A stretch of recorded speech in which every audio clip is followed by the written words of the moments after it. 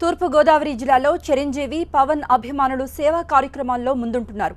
జీవనోపాధికే విదేశాలకు వెళ్లిన కొందరు మదర్ తెరిసా చురు పవన్ సేవా సమితి పేరుతో పలువురికి సాయం అందించారు. అనారోగ్యంతో ఉన్నవారికి చికిత్స నిమిత్తం ఆర్థిక సాయం చేశారు.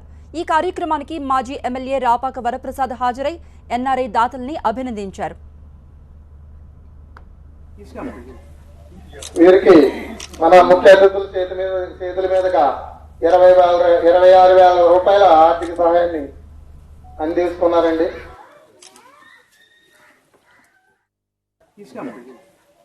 వీరికి పవన్ యూత్ వాళ్ళు ఏర్పాటు చేసినటువంటి కార్యక్రమం మరి మదర్ తెరిసా సంస్థ ద్వారా కొంతమంది పేదలను ఆదుకోవాలనేటువంటి ఆలోచనతో కొంత ఫండ్ను ఏర్పాటు చేసి కష్టాల్లో ఉన్నటువంటి పేదవారిని ఆదుకోవడం జరుగుతుంది.